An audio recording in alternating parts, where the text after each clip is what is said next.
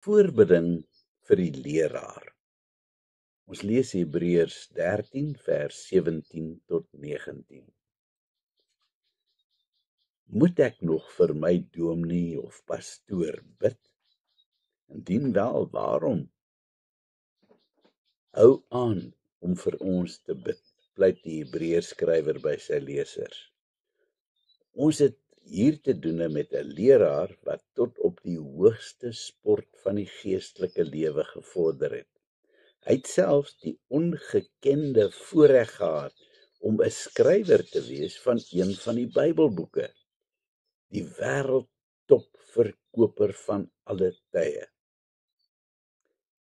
Die reeks preke wat ons tot dusver deurgewerk het, is volgens enige standaarde vandag absoluut briljant. Wat die skrywer se geestelike lewe betref, kan ons aflei uit wat ons gelees het, dat hy uiters naby aan God geleef het.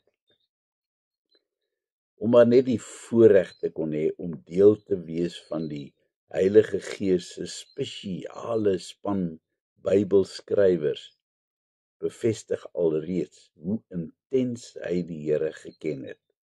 Sy lewe was ook 'n voorbeeld van iemand wat rein geleef het en van die sonde probeer wegbly het. Ons sien dit in Hebreërs 13 vers 18, waar hy bevestig: ons is daarvan oortuig dat ons gewete skoon is, omdat ons in elke opsig probeer doen wat reg is. Die vraag is dus, waarom het 'n persoon van hierdie statuur dan nog gebed nodig?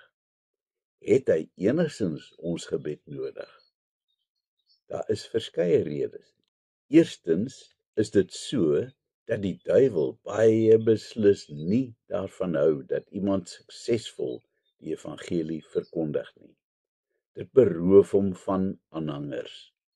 Iemand wat waarlik erns maak met die Here, beleef dikwels die aanvalle van die duiwel baie intens in sy lewe. Kyk maar byvoorbeeld hoe die duiwel vir Jesus aangeval het op 'n tyd toe hy baie kwesbaar was, na 40 dae in die woestyn. Hy het Jesus uiters slinks probeer verlei, deur vir hom mag en eer aan te bied, en natuurlik kos, toe hy rasend van die honger was. Ons weet natuurlik dat Jesus nooit geswyg het nie. Iemand wat 'n paar jaar gelede 'n boekie die wêreld ingestuur het om mense te waarsku teen die slinkse verleiding van die duiwel, het my vertel hoe dat die duiwel hom daarna op elke terrein aangeval het. Blykbaar hou hy nie van die feit dat sy werksaamhede oopgevlek word nie. Ek dink nie dat iemand wat ligsinnige praatjies oor die duiwel maak, enigsins bekommerd hoef te wees dat die duiwel 'n aanval op hom sal doods nie. Die eerste rede waarom vir elke verkondiger van die evangelie dus voorbidding nodig het, is omdat hulle so uiters kwesbaar is teen aanvalle van die duiwel. Hulle is uitgesoekte teikens. Elkeen van hulle het God se beskerming ekstra nodig. Bid dus asseblief gereeld vir jou leraar en elkeen in jou gemeente wat bereid is om die evangelie te verkondig. Bid ook asseblief vir my. Daar's ook ander redes waarom sulke mense voorbidding nodig het. Om die evangelie te verkondig is 'n uiters verantwoordelike taak. As die woord skeef by iemand uitkom, kan dit reuse skade veroorsaak. Die woord moet dus te alle tye suiwer verkondig word. Om 'n dwaalleer te verkondig is so maklik, en 'n leraar moet gedurig op sy hoede wees om absoluut skriftuurlik te praat. Maar dit moet ook op so 'n wyse uitgedra word dat dit die luisteraar se harte sal aanraak. 'n Saai preek laat mense gedagtes dwaal. Daarom moet 'n leraar uiters kreatief dink en elke moontlike opsie gebruik om sy luisteraars of lesers te inspireer met sy preek. Dit kos harde werk en hy moet dikwels van donkeroggend tot middernag werk. Hy het dus baie voorbidding en terselfdertyd ook baie aanmoediging nodig om te verhard, om week na week sy absolute beste te gee. Hy durf nooit ooit verslap nie. Dit is ook so maklik vir so 'n persoon om moedeloos te raak wanneer hy nie resultate sien nie, of om te swig voor allerlei versoekings en dalk in die sonde te val. Leraars verkeer dikwels ook onder groot druk in die gemeente, deur lidmate wat moeilik is en met niks tevrede is nie. Ek moes dikwels aanskou hoe leraars agteroor buig om almal te probeer akkommodeer.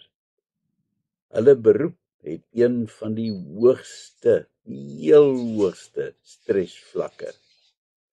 Hulle word gedurig deur lidmate aangeval op 'n verskeidenheid redes, dikwels totaal onnodig of onskuldig. Ook om daai rede het hy elke gelowige se voorbidding bitter nodig, maar nie alleen gebed nie, ook gedurige bemoediging en aanmoediging. Wanneer laas het jy jou leraar moed ingepraat? Wanneer laas het jy vir hom gesê, hou aan, byt vas, alles is die moeite werd. Ons bid vir jou. Tel die foon op en sê dit sommer nou vir hom.